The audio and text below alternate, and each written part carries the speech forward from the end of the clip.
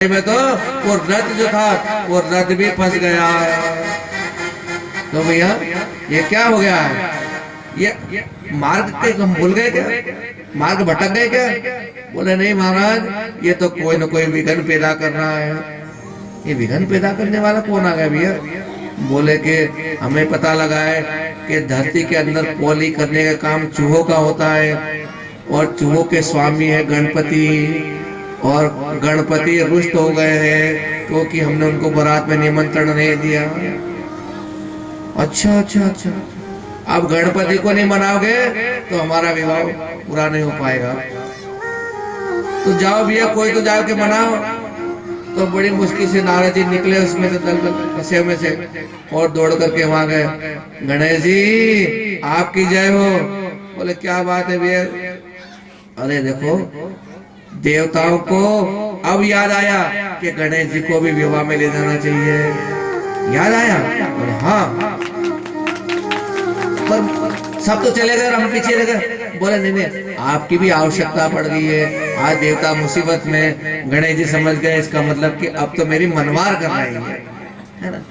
देखो कोई बाराती रह जाए नहीं, बस भर के आगे चल जाए, थोड़ी सी यहाँ से आगे, नहीं फिर किसी को बुलाने जाओ देगा कि साहब क्या करो, बस तुम्हारे गली की तरह आपको भूल गए थे। फिर उसके नखरे देखो, नहीं नहीं हम अलग से आएंगे, कल आ जाएंगे, अपने गाड़ी से आ जाएंगे, अपने वाहन से आ जाएंगे, और साथ में नहीं जाएगा, इतने नखरे लगाएगा। तो गणेश जी कह रहे हमें अब बारात में नहीं जाना है। बोले यार गणेश जी आपको चलना पड़ेगा। तो गणेश जी के देखो अभी क्या है कि हम सो के उठे हैं, और उठने के बाद हमको सबसे पहले के भूख लगती है, तो हमको तो चाहिए पहले खाने को कलेवा, सवा मन कलेवा चाहिए। तो सवा मन का लड्डू का प्रसाद लाके गणेश जी को सामने रख दिया। गणेश जी भोग लगाओ।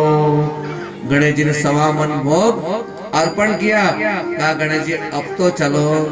तो गणेश जी कहते यार देखो खूब ज्यादा खा लिया ने, अब तो उठा भी नहीं रहा है, अब तो घंटे 2 घंटे आराम करना पड़ेगा।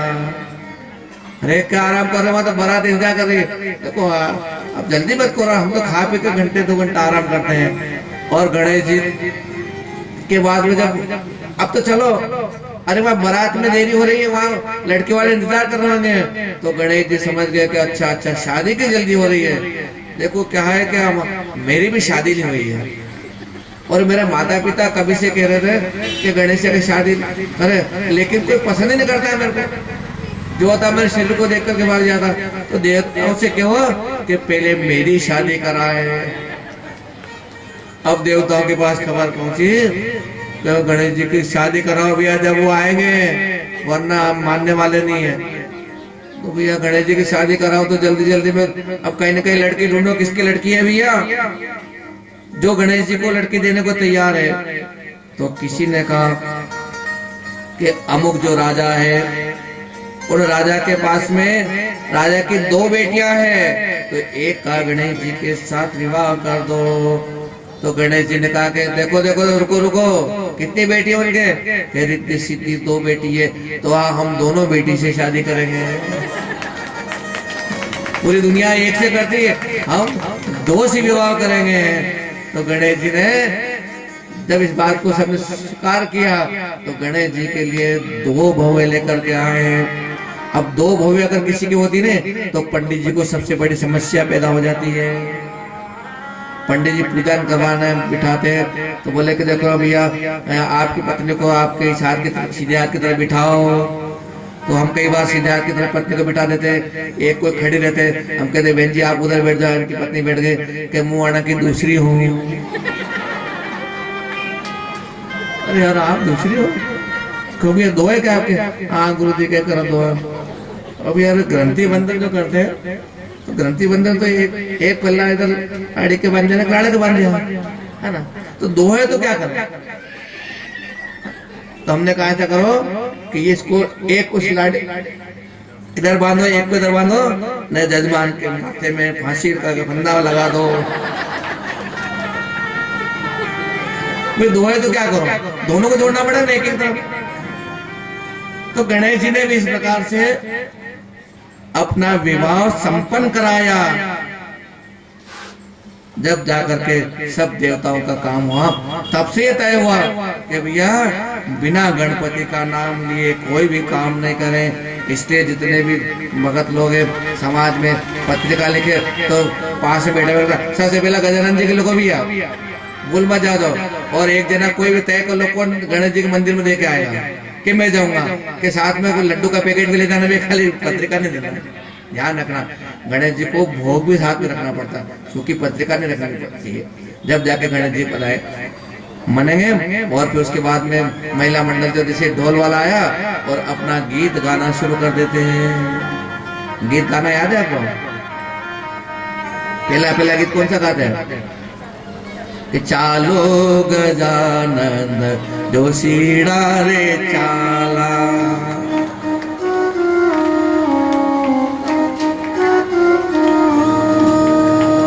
और आपको याद है मैंने उगेर दिया करे कि थाने अच्छा अच्छा लगन आवा गजानन घोटारे गाने नौबत बाजे नौबत बाजे इंद्रगढ़ सा।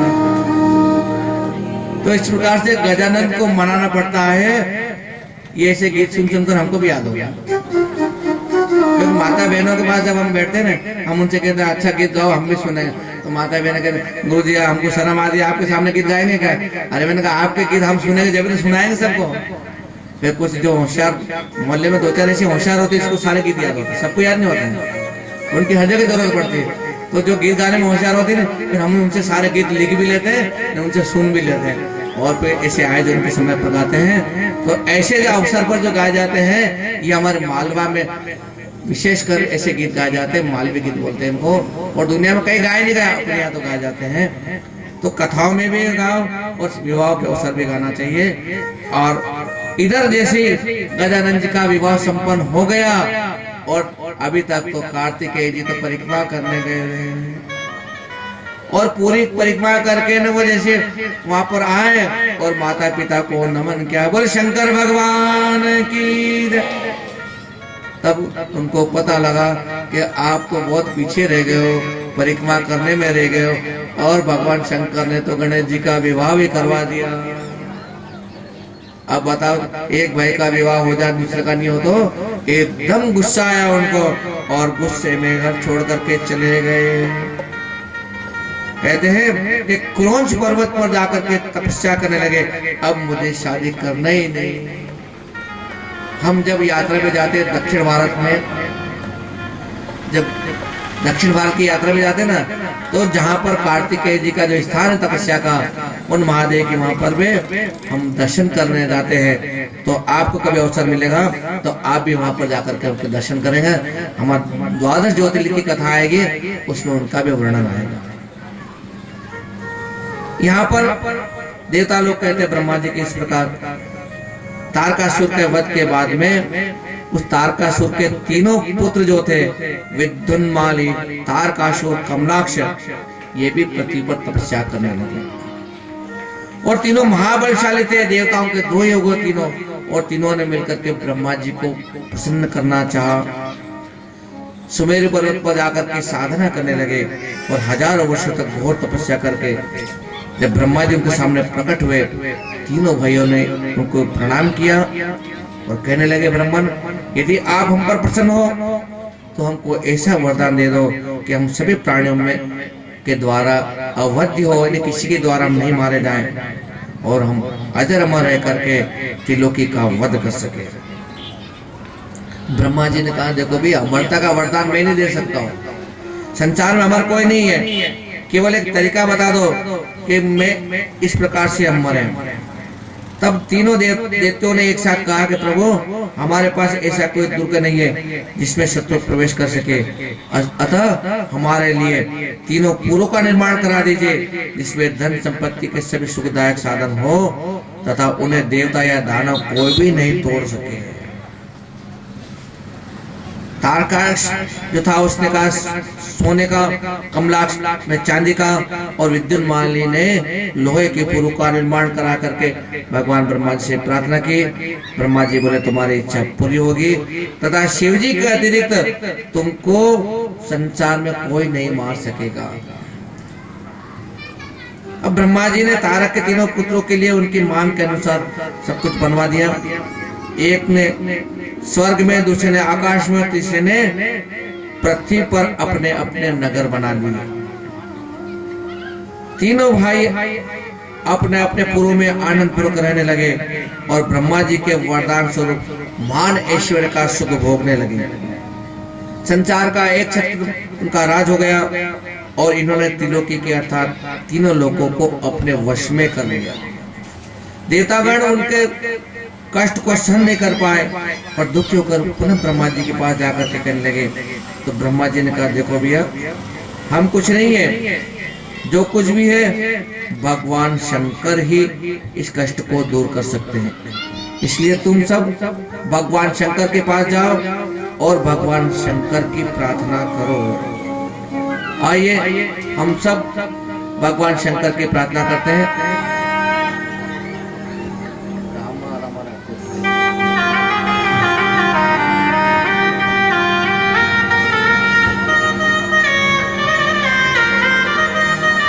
आइए सब प्रार्थना करें। हे शिव शंकर काशी वाले जोरी खबरिया, हे शिव शंकर काशी वाले जोरी खबरिया, आओ दर्शन खाओ करके नंद सवारिया, आओ दर्श दिखाओ करके नंद सवारिया। हे शिव शंकर काशी वाले जोरी खबरिया, हे शिव शंकर काशी वाले जोरे खबरिया।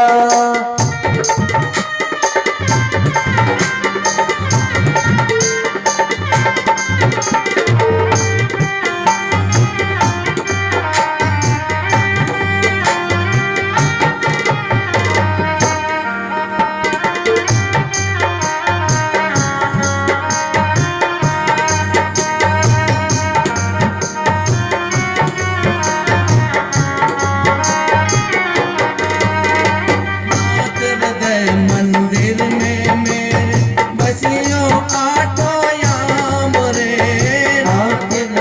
मंदिर में मेरे बसियो आठो याम रे, लटकर रहूं कैलाश निवासी सदा तुम्हारो नाम रे, लटकर रहूं कैलाश निवासी सदा में तेरो नाम रे। घर में हो मैं उमापति, घर में हो मैं उमापति, कर जो कृपा की बजरिया। हे शिव शंकर काशी वाले जोरी खबरिया, हे शिव शंकर काशी वाले जोरे खबरिया।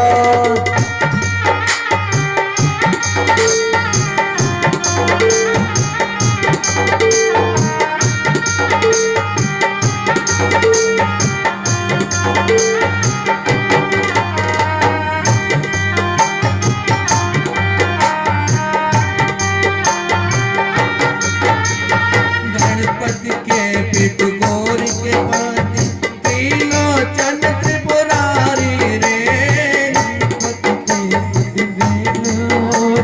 त्रिपुरी पुरारी रे, विश्व विधाता जग विख्याता वरदाता भयहारी रे, विश्व विधाता जग विख्याता है त्रिपुरारी रे। सबके सागर से भर ले, सबके सागर से भर ले मेरा की गंगरिया। हे शिव शंकर काशी वाले जोरी खबरिया, हे शिव शंकर का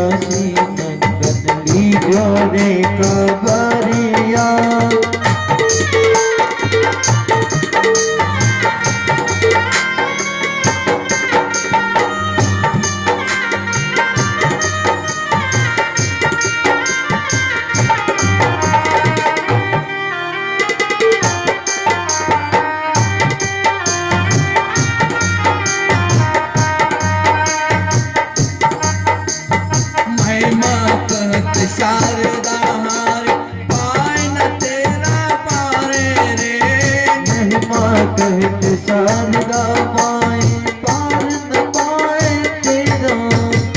नेति नेति गण में पुकार कृपा सिंधु दातार रे, नेति ने गण वेद पुकारे कृपा सिंधु दातार रे, कृपा के कंचन से भर दो, कृपा के कंचन से भर दो मेरी ये चादरिया, है शिव शंकर काशी लीजो रे खबरिया, हे शिव शंकर काशी नंदन लीजो रे खबरिया।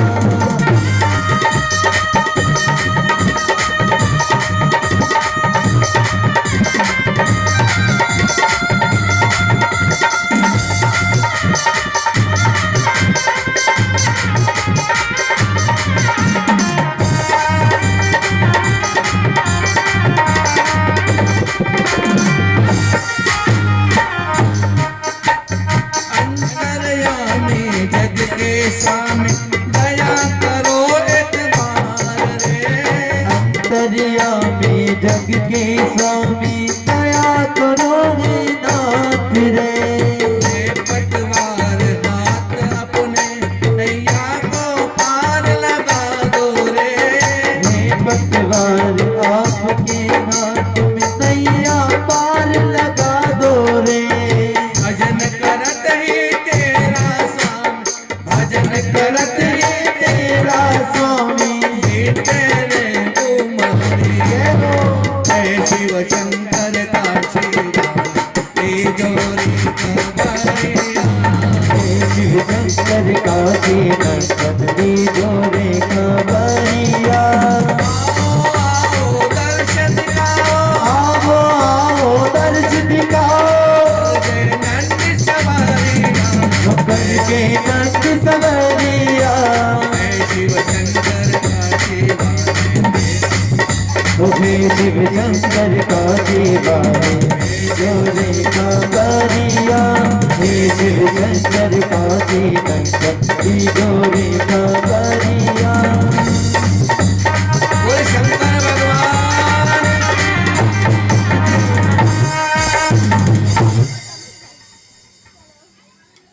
सब देवताओं ने उस संहार करता अमित तेज वाले भगवान शंकर को नमस्कार किया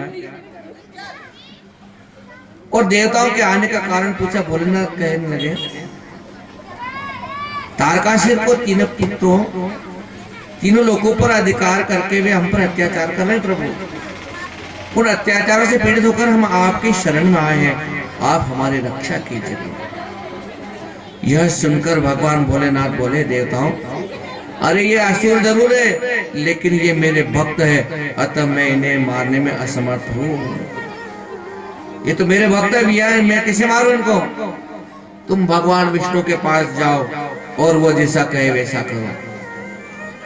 अब देवता ब्रह्मा जी के पास पहुंचे, विष्णु के पास पहुंचे, उन्होंने अपना कष्ट अवगत कराया और विष्णु ने भी उन्हें यज्ञ करने को कहा। देवताओं ने विष्णु द्वारा बताए गए यज्ञ का अनुष्ठान किया और उस यज्ञ से हजारों भूत गण महान शरीर वाले पैदा हो गए और वे बड़े बड़े अस्त्र शस्त्र लेकर के प्रकट हुए। तो विष्णु जी ने उन्हें आज्ञा दी कि जाओ तुम त्रिपुरों को नष्ट कर दो। विष्णु की आज्ञा पाकर के वे सारे भूतगण तीनों पूर्व में गए और पूर्व में प्रवेश करते ही वे तो असुर के प्रभाव से भस्म हो गए।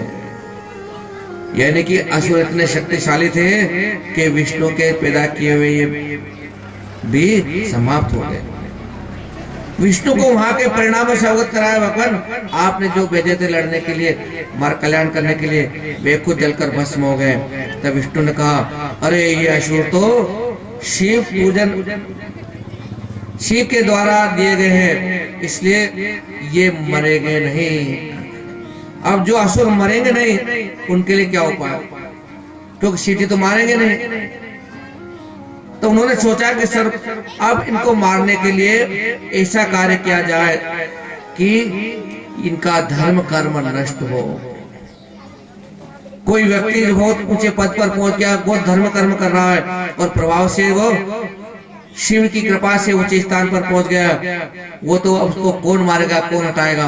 तो देवताओं ने विचार किया कि इसका जो धर्म कर्म को नष्ट कर दो। अब धर्म कर्म नष्ट कैसे करें? देवताओं ने भगवान हरि से कहा, कोई उपाय कीजिए। तो भगवान विष्णु ने एक नास्तिक व्यक्ति को प्रकट कर दिया। नास्तिक व्यक्ति समझते हो, जो पूजा पाठ धर्म को कुछ को नहीं जानता। और नास्तिक कैसा होता है, उसके कपड़े गंदे गंदे होते हैं, उसका सिर मुंडा हुआ था, भगवान उसका नाम रख दिया नास्तिक। और नास्तिक के एक हाथ में झाड़ू और दूसरे हाथ में लकड़ी का पात्र दे दिया। समझना नास्तिक कौन होते हैं, एक हाथ में झाड़ू और एक हाथ में काष्ठ दे दिया। काष्ठ का पात्र लिए वह अपने हाथ में खुला वस्त्र लिए, मुंह पे कपड़ा लटका करके, मुंह पे कपड़ा लटका करके जाते कौन, नहीं समझ में आ रहा, थोड़ी देर बाद समझ में आएगा। मुंह पे कपड़ा लटका करके हाथ में वो झाड़ू लगाते लगाते कौन जाते हैं। और उसको प्रकट करके कहा कि हरि तुम मेरे अंश से प्रकट हुए, इसलिए तुम्हारा नाम अरिहन होगा।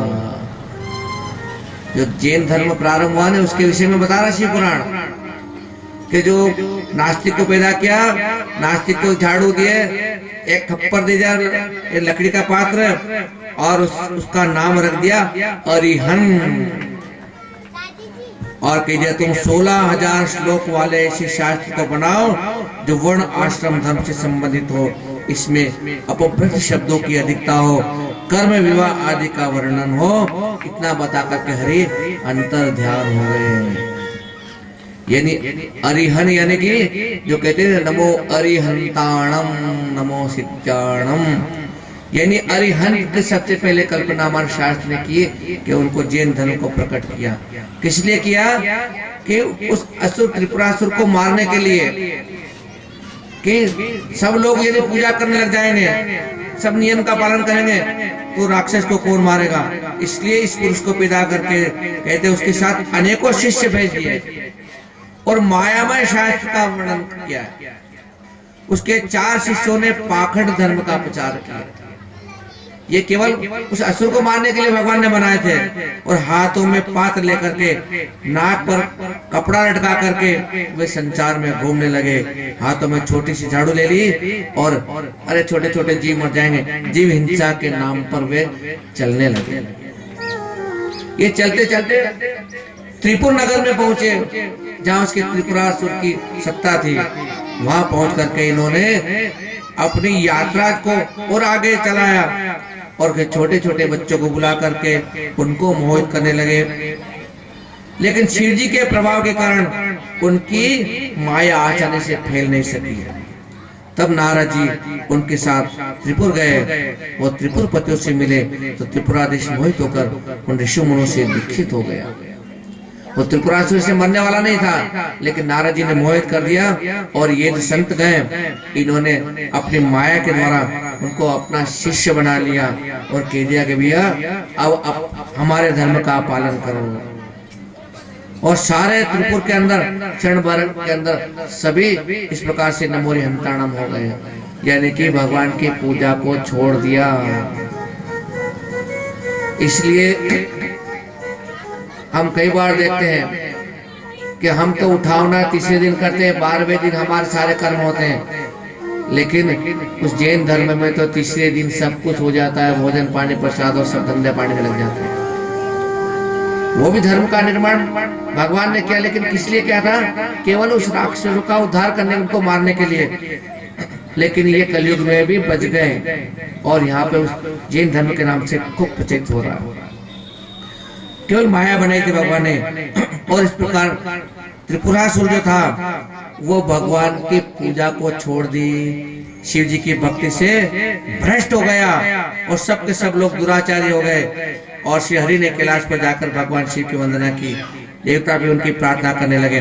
सबकी प्रार्थना पर भगवान शिव नंदी पर सवार होकर प्रकट हुए और देवताओं से बोले, मुझे दैत्य के अधर्मों का पता चल गया, मैं जो दैत्य थे ना वो अधर्मी हो गए, इसलिए अब मैं उनका वध करूंगा।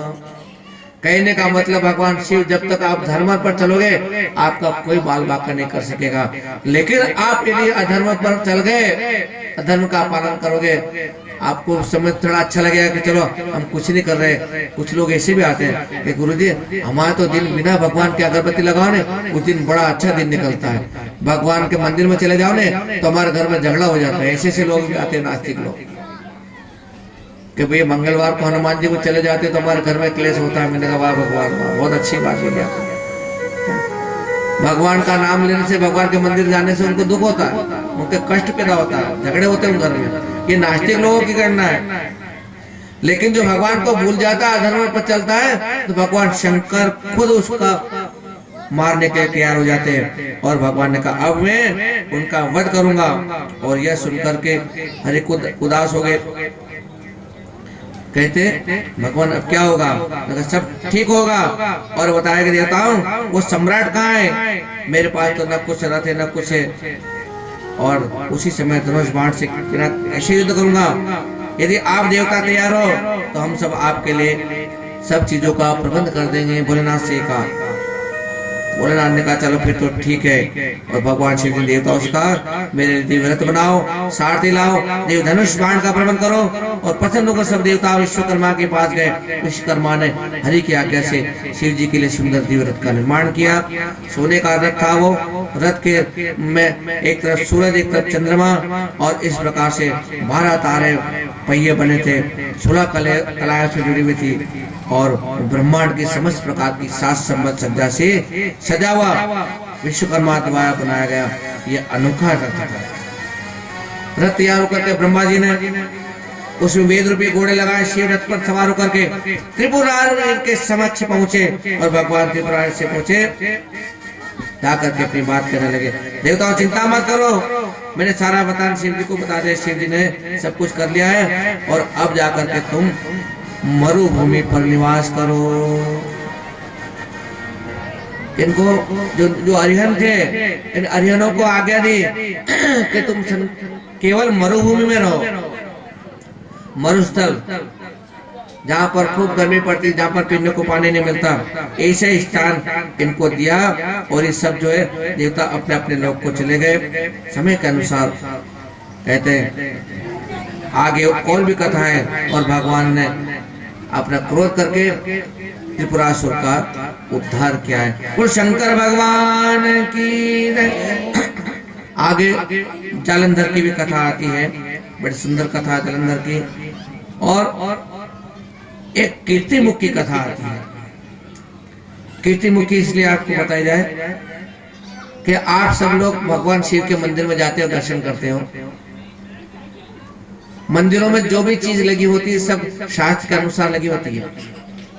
अच्छा, कभी आप ये ध्यान दिया हो तो शिव के मंदिर में जब हम पेड़ी पे पैर रखते हैं तो वो जो पत्थर है पेड़ी का, उसके नीचे शेर का मुंह किसी ने देखा? देखा शेर का मुंह? कभी पंडित जी ने पूछा, पंडित जी शेर को बिठा रखा पैरों के नीचे? नहीं पूछा नहीं आपने? उसकी कथा सुनो तब समझ में आएगा कि समय के अनुसार जालंधर ने अपने राहु नाम के व्यक्ति को कैलाश पर्वत पर दूध बनाकर भेजा और वहां पर नंदी ने उसको रोक दिया। परंतु वो जबरदस्ती शिव जी के पास पहुंच गया और जालंधर को अपना संदेश सुनाने लगा। कहने लगा कि जालंधर ने आपकी पत्नी को पसंद किया है और वो आपकी पत्नी से अपना विवाह करना चाहते हैं। भगवान शंकर ये सुनकर के बड़े क्रोध में आ गए और उसी समय इस बात को सुनकर कि मेरी पत्नी को जलंधर अपनी पत्नी बनाना चाहता है, तो उन्होंने खड़े होकर के पत्नी को फोड़ करके एक भयंकर शब्द वाला एक पुरुष निकाला और वो जो पुरुष पैदा हुआ ना तो उसका मुंह तो शेर का था और पूरा मनुष्य का, और वो दौड़ करके जो दूध आया था उसको खाने के लिए दौड़ा और उसके भय से वो तो डर करके भागने लगा, परंतु उस पुरुष को द्वारा वापस पकड़ लिया और राहु ने शिव जी के शरण लेने का, देखो मैं तो दूत हूँ, मैं तो जलंधर की सूचना देने आया था और बात बताने आया था, आपके इस दूत ने मुझे पकड़ लिया, मुझे छुड़ाइए। शिव जी के शरण में गया तो शिव जी ने कहा मैं छोड़ दो, ये मेरी शरण में आ गए तो भगवान के शरण में जाता भगवान से क्षमा कर देते। लेकिन वो बोला कि स्वामी मुझे तो भूख लग रही है, मैं तो खाने के लिए दौड़ा था और आपने मेरे शिकार को छीन लिया और अपना भगत बना लिया, तो मेरी भूख मिटाइए भगवान, मेरी भूख मिटाइए। भगवान शंकर ने उसको आज्ञा दी, देखो भैया अब तुमको खाने के लिए कुछ मिलना नहीं है, तुम ऐसा करो तुम अपने शरीर को खाओ। तो उसने क्या किया, अपने शरीर का मांस निकाल करके खाना शुरू कर दिया और शुरू करते करते पूरा शरीर खा लिया, केवल मुंह बचा था। और शिव जी ने एकदम उसकी आज्ञाकारिता पर प्रसन्न हो गए। भगवान देखो भगवान का प्रसन्न हुए तो भगवान ने कहा तो अपने शरीर को खा ले, तो अपने शरीर को खा लिया, नहीं भगवान की आज्ञा का पालन किया।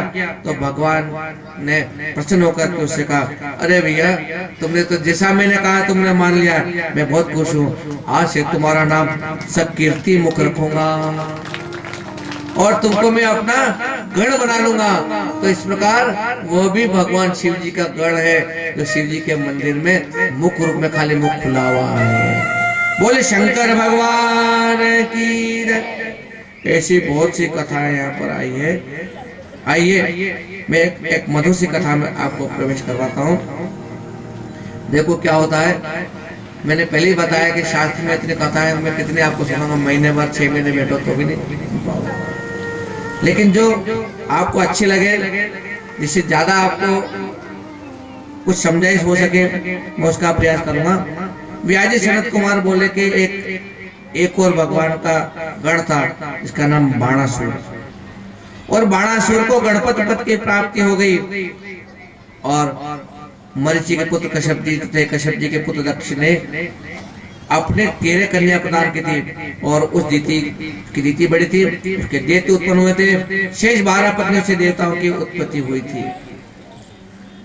तो आप जानते हो कि हिरण्यकश्यप के अनुलाद, पालाद, सल्लाद, प्रहलाद ये जो पुत्र हुए थे, आगे जाकर के इन्होंने विष्णु की भक्ति की थी, उनका विरोचन हुआ, जिसने अपना मस्तक काट करके भगवान इंद्र को भेंट किया था। और विरोचन का पुत्र बलि भी महादानी था और उसने केवल भगवान वामन बनकर के पति को दान दिया था। उस बाली का पुत्र ही ये बाणासुर था और ये शिव जी का बड़ा भारी भक्त था।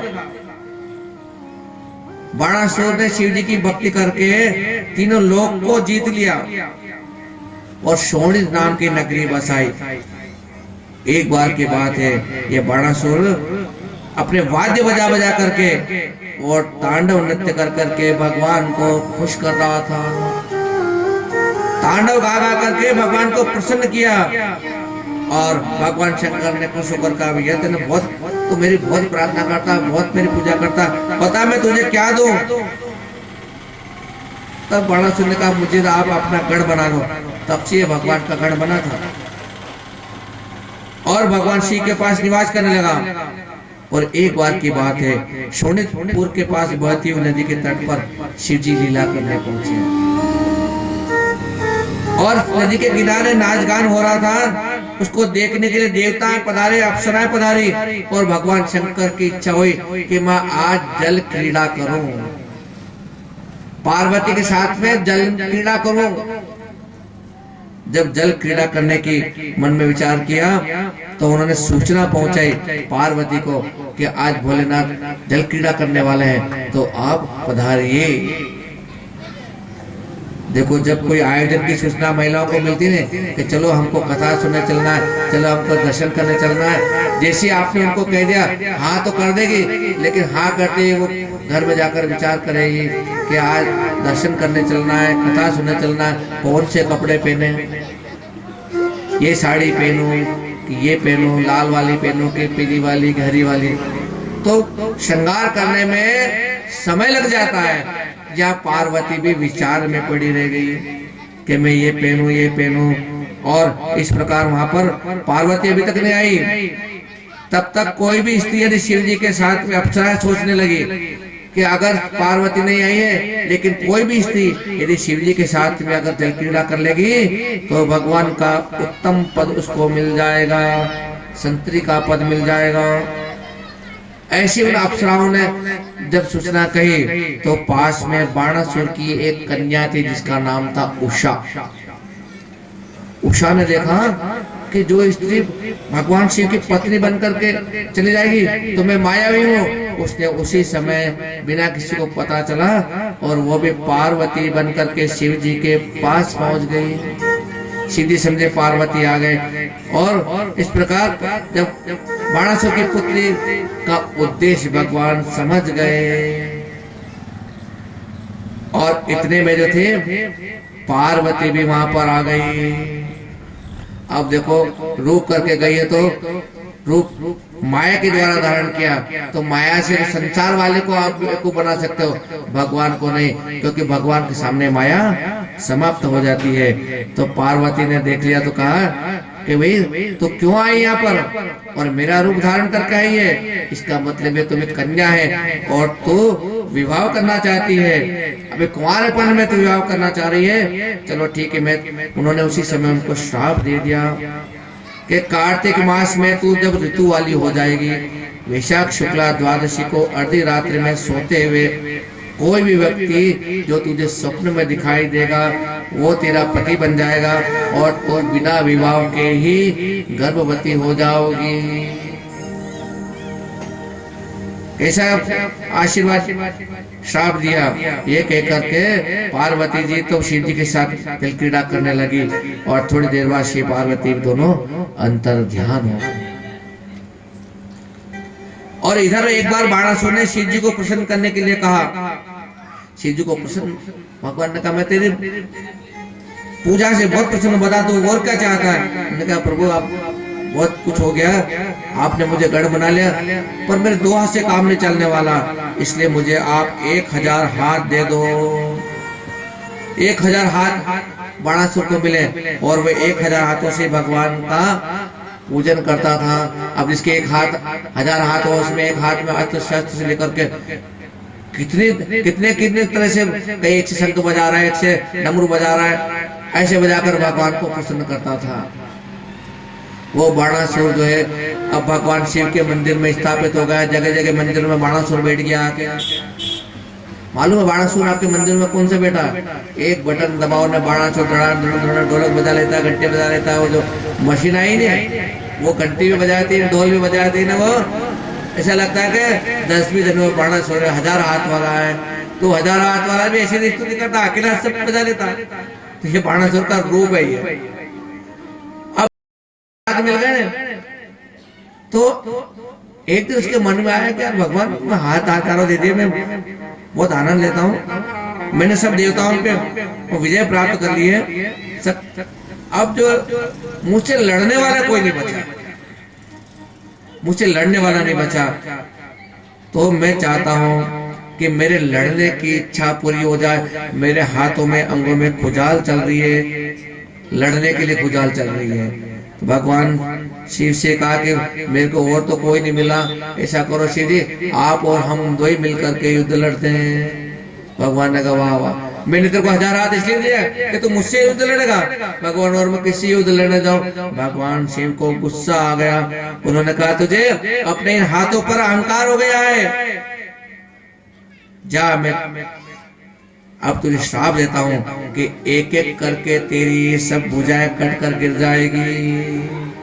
कोई न कोई ऐसा शक्तिशाली आएगा पृथ्वी पर और इस प्रकार से जब यह को श्राप दिया सुनकर के बाणासुर को बुरा तो लगा, लेकिन फिर भी उसने कहा कोई बात नहीं, जो होगा जो देखा जाएगा। वो तो फिर प्रणाम करके शिव जी को अपने स्थान पर चला गया और श्राप दिया था कि जब तेरी ध्वजा भी गिर जाएगी उस दिन वो तेरी इच्छा पूरी होगी। तो अपनी ध्वजा को देख करके मन प्रसन्न होने लगा, इच्छा पराक्रमी कौन होगा जिससे मेरा युद्ध होगा, और उस युद्ध का इंतजार करने लगा। काल का आगमन हुआ और समय के अनुसार बाणासुर की जो पुत्री थी, बाणासुर की पुत्री जिसको श्राप दिया था, वह समय के अनुसार सुंदर वेश में उपस्थित हुई। वैशाख का महीना आया और वह रात्रि आई। उसने उस दिन हरि का पूजन किया था। रात्रि को वह एक गुप्त स्थान में अंतःपुर में सो रही थी और ऐसी माया हुई कि मायावश भगवान श्री कृष्ण के पुत्र अनिरुद्ध जो आए और स्वप्न में उसके पति बन करके चले गए हैं।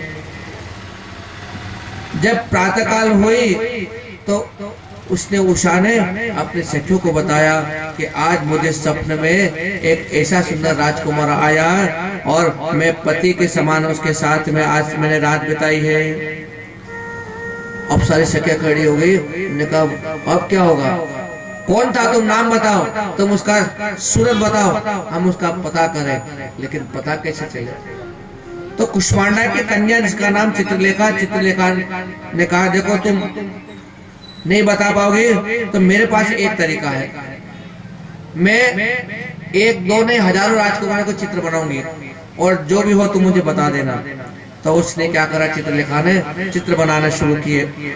सभी देवताओं के चित्र बनाए, गंधर्वों के चित्र बनाए, सिद्धों के चित्र बनाए, नागों के चित्र बनाए, लेकिन अभी तक वो उषा कह रही ये भी नहीं था, ये भी नहीं था, ये भी नहीं था।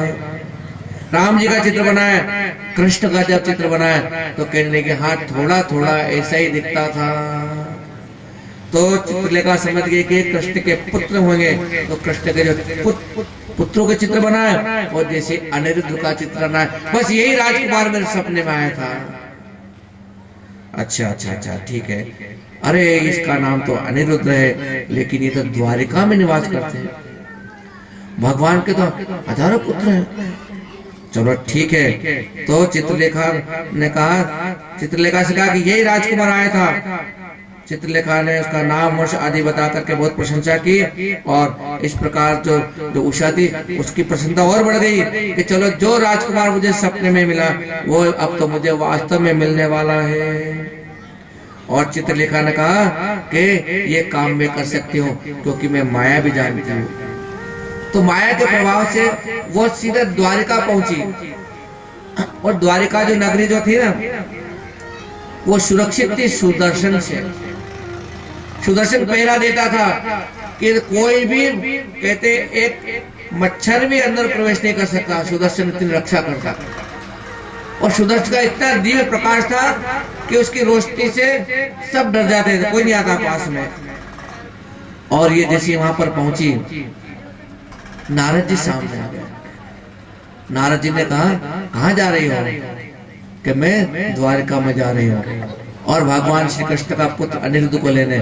बोले कि वो तो तुम जाओगे लेकिन सुदर्शन तुमको जाने नहीं देगा, तो फिर क्या करो? बोले मैं उपाय करता हूँ, तुम थोड़ी देर से आना। और नारद जी इस काम को पूरा करने के लिए सुदर्शन के पास पहुंचे। सुदर्शन क्या कर रहे हो? बस मैं अपने द्वारिकापुरी की रक्षा कर रहा हूँ। अरे रक्षा तो होती रहेगी, तुम्हारे नाम से कुछ सब लोग डरते हैं, कौन यहाँ पर आएगा? आओ 2 मिनट हम सत्संग कर ले। और सुदर्शन का ध्यान भटका करके नारद जी उनसे बातों में लगा दिया, बातों लगाया और उधर से वो उसको इशारा करा चित्रलेखा को। चित्रलेखा ने क्या करा, माया लगा करके जो सुदर्शन प्रकाश करता था उसने अंधेरा ही अंधेरा फैला दिया। और अंधेरा फैला दिया, किसी को कुछ नजर न आया। द्वारका नगरी में जो जाकर के जो सोए हुए उस अनिरुद्ध को उठा करके वापस लेकर के बाहर आई है। और नारद जी ने कहा बस अपना सत्संग पूरा हुआ, जाओ तुम्हारे नगर की रक्षा करो। अभी तक किसी को पता नहीं है, भगवान शंकर के तो इतने बैठे, कौन पता लगे? किसी को पता नहीं चला कि एक वहां पर गायब हो गया। और समय के अनुसार अब उषा अब तो असली राजकुमार के साथ में अपने कमरे में अपने दिन जीने लगी। केवल सखियों को पता है उसकी, और किसी को पता नहीं है, क्योंकि कन्याओं का महिलाओं का कमरा अलग होता है, पुरुष की जरूरत नहीं। लेकिन क्या हुआ कि कुछ समय के बाद में एक जो सेवक था उसकी ऐसी आवाज सुने कि लगता है कि उषा के कमरे के अंदर कोई पुरुष की आवाज आ रही है। उसने पता करने की कोशिश करी और पता किया कि उषा भी जो है गर्भवती हो गई है। जा करके बाणासुर को खबर दी है, महाराज बड़ा आश्चर्य हो गया आपके राज्य में। बोले क्या हुआ? कि हमें पता नहीं है कि उषा के कमरे में क्या पता कौन व्यक्ति है, और तो और उषा इन दिनों गर्भवती है। इस बात को सुनकर के जो है बाणासुर को क्रोध आया और सीधा उस कमरे के उधर गया। जाकर के उसने देखा कि ये तो भगवान कृष्ण का बेटा, तुम यहाँ क्या कर रहे हो? मैं कुछ नहीं कर रहा हूँ, मुझे पता नहीं, मुझे कौन माया से यहाँ पर ले आया मुझे पता नहीं। तुमने हमारी बेटी को दूषित कर दिया है, इसलिए युद्ध के लिए तैयार हो जा। और अनिरुद्ध को पकड़कर बाहर ले आए। अनिरुद्ध को उन सैनिकों, अनिरुद्ध ने जो क्या करा, सैनिकों को मार करके भगा दिया और वापस पुनः उषा के पास चले गए। बाणासुर ने अपने मंत्री कुष्मांड को अनिरुद्ध के युद्ध करने के लिए भेजा, और अनिरुद्ध भगवान शंकर की कृपा से रक्षित थे, इसलिए उनका कोई बाल बांका नहीं कर सका, उन पर कोई विजय नहीं पा सका। और अंत में बाणासुर जो था बाणासुर जो है अनिरुद्ध से युद्ध करने के लिए आया, और उसने अनिरुद्ध को नागपाश में बांध करके एक पिंजरे में कैद कर लिया। बाणासुर कोस से भरकर अनिरुद्ध का सिर काटने को तैयार हुआ और बोला, इसने मेरे कुल को दूषित किया है, इसका फल इसको अवश्य मिलेगा। इतने में एक आकाशवाणी हुई, हे बाणासुर, तुम शिव भक्त हो, इसलिए क्रोध से काम मत लो। शिव जी भगवान सबके हैं, वे तुम्हारा सर्वनाश कर देंगे। आकाशवाणी की बात सुनकर के बाणासुर ने गुस्सा कम किया और रात होने जाने पर अनिरुद्ध को वापस कैद कर लिया। उन्होंने अनिरुद्ध को बंधन मुक्त कर दिया, और बंधन मुक्त हो जाने पर वापस उषा के पास चले गए। और इधर द्वारिका में एक दिन की बात है, नारद जी फिर पहुंचे। नारद जी पहुंचे, द्वारिकानाथ, बोले द्वारिकानाथ की। अरे नारद जी बहुत दिनों में आए हो, कैसे क्या है, परिवार में सब सुखी संपन्न तो है? नारद जी बस आपके संतों का आशीर्वाद है, आप पता जाते हो तो आनंद हो जाता है। बोले हाँ ठीक है। बाल बच्चे कैसे? सब ठीक है। अरे भाई सब यहीं पर है कि कोई कम ज्यादा तो नहीं हुआ? बोले कम ज्यादा?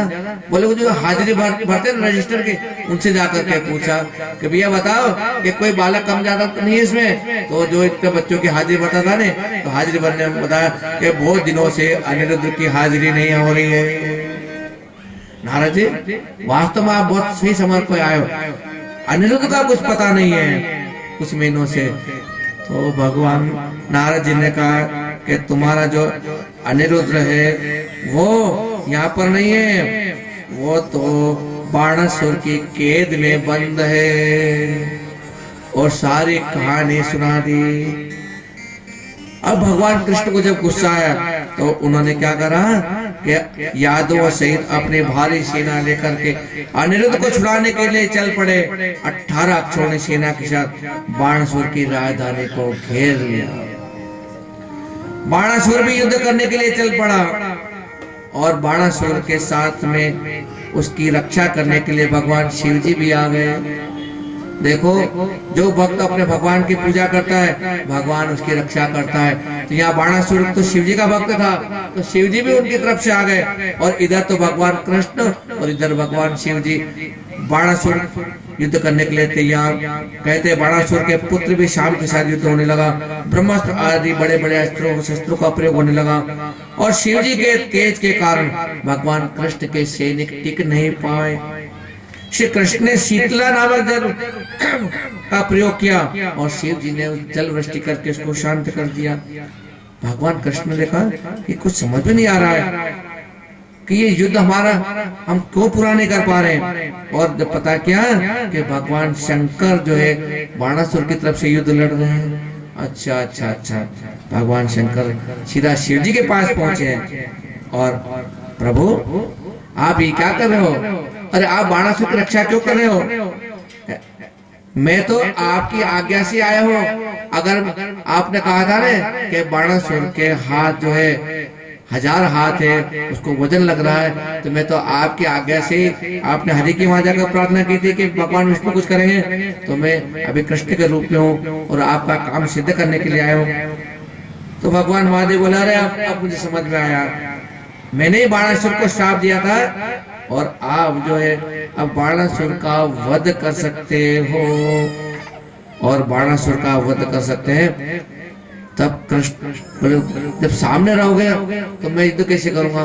भगवान ने कहा ये बात भी सही है, एक बात ध्यान रखना कि तुम इतने अस्त्र चलाते हो ना, एक अस्त्र और है जिसका नाम है जम्बास्त्र, जिम्भ्रण अस्त्र, जिसको तुम चला देना मेरे ऊपर और उसके चलाने से मुझे सुस्ती आएगी, मैं जम्बाई लूंगा, मुझे नींद आने लग जाएगी और मैं कुछ क्षण के लिए विश्राम करूं, इतने तुम अपना काम कर देना।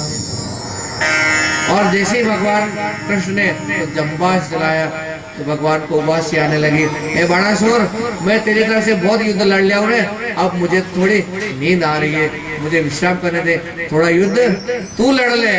और भगवान शंकर युद्ध से हटे और भगवान श्री कृष्ण ने अपना सुदर्शन चला करके, और एक नहीं दो नहीं, उनकी जैसे आरा मशीन से लकड़ी कटते ऐसे अपना सुदर्शन चक्र से एक दो धड़ाधड़ हजारों उसके हाथ कटने लगे, एक एक पृथ्वी पर गिर गए और गिरते गिरते गिरते जब आखिर में केवल 4 बचे और उन्होंने कहा भगवान अब तो छोड़ दो, ये 4 हाथ तो रहने दो, तुमने बहुत कृपा करी, मेरा बोझ हल्का करते हैं। मैंने ही भगवान शंकर से प्रार्थना करी थी और पता नहीं था कि भगवान कृष्ण द्वारिकानाथ आकर के मेरा बोझ हल्का करेंगे, आपने मेरा बोझ हल्का कर दिया। अब भगवान के चरणों में पड़ गए कि जो आपका बेटा मेरे पास है, अब बेटा नहीं, अब बेटे के साथ आपको बहू भी लेकर के जाना पड़ेगा। और इस प्रकार से अब अपने बेटे को विदा करना है, तो भगवान कृष्ण के साथ में युद्ध तो समाप्त हो गया था, समस्त प्रकार की सामग्री कन्याएं आदि जो लेकर के रत्न आदि जो दहेज था भगवान कृष्ण को दिया। भगवान कृष्ण का खूब आदर सत्कार यहाँ पर किया और भगवान कृष्ण अपने सबको लेकर के चलते चलते अपने द्वारिका नगरी पहुंच गए। बोले द्वारिका नाथ जय। अब भगवान को द्वारिका नाथ में बिठाए,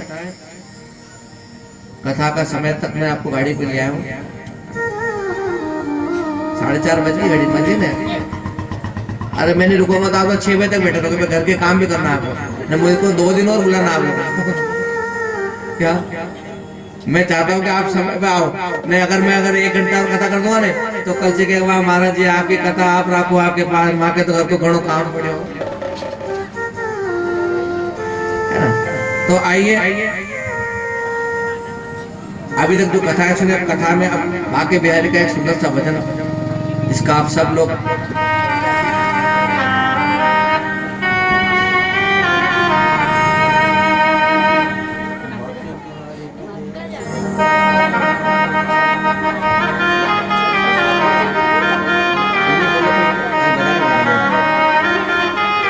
देखो, अब जिसको आनंद लेना हो, आनंद लेने के लिए केवल कल के 2 दिन और बचे हैं। बोलो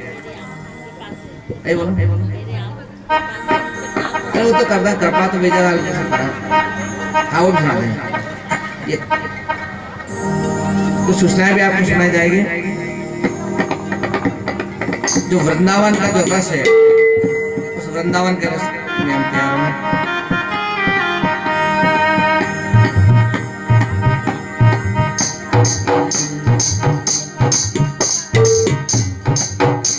टेढ़े सुंदर नैन टेढ़े मुख तुम बेन, टेढ़े रेड़ो की मुकुट, बात तेरी कुछ कह गयो। टेढ़े घुंघराल बाल, टेढ़े गल फूल माल, और टेढ़े मलाक तेरे मेरे चित्त में बस गए।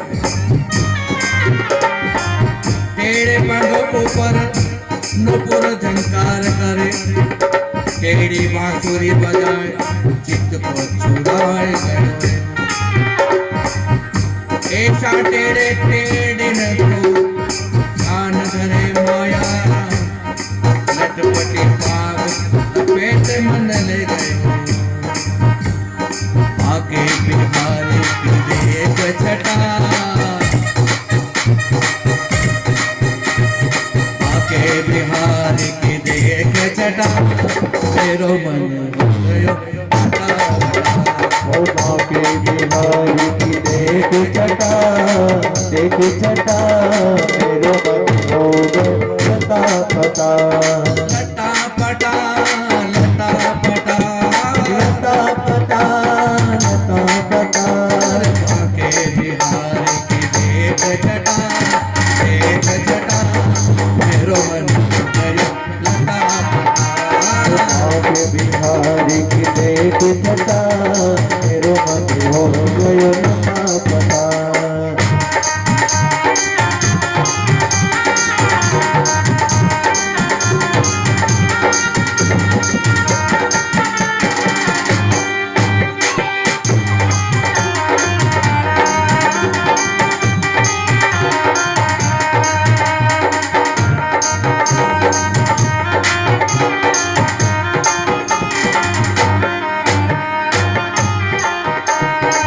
कब से खोजूं बनवारी को कब से ढूंढूं बनवारी को गिरधारी को बनवारी को गिरधारी को कोई बता दो उसका पता अरे कोई बता दो उसका पता मेरो मन गयो लटा पटा मेरो मन हो गयो लता पता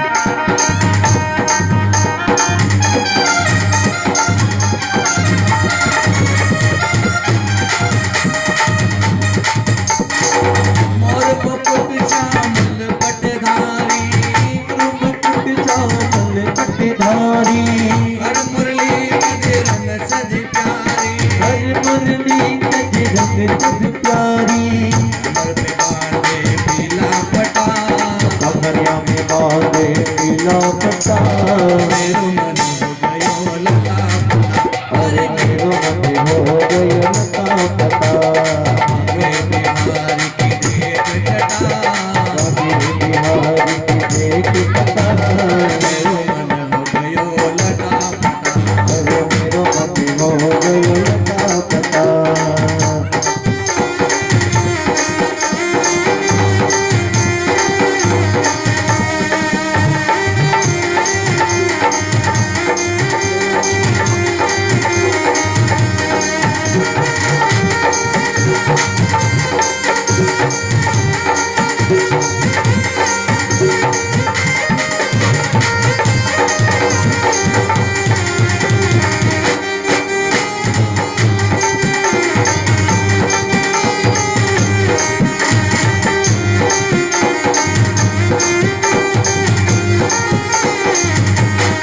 कन्या भरन जमुना तट आई भजन जमुना तट आई धक्का दे यमुना में गिराई धक्का दे यमुना में गिराए छोड़ दियो पानी का घटा छोड़ दियो पानी का घटा मेरो मन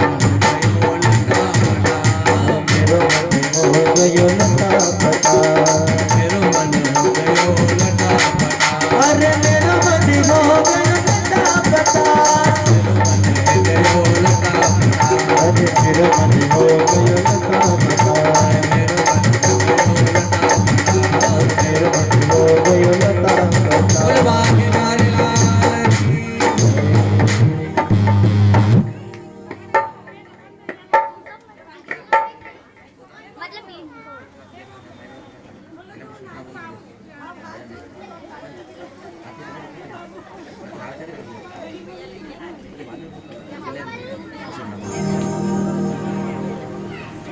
देखो शिव पुराण की कथा में भक्तों का बहुत बहुत भाव जागा और भाव के अनुसार सब प्रसाद ला रहे हैं। आज 29 तारीख की कथा में प्रसादी पप्पू जी बैरागी,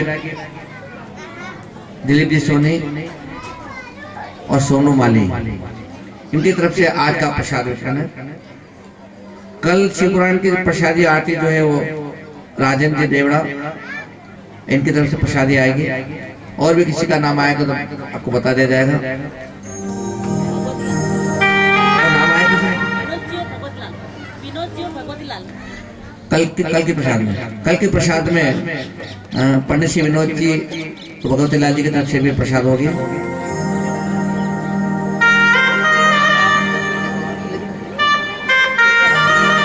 आइए आरती करें। आरती तैयारी उसके पहले एक सुंदर सा भजन हमारे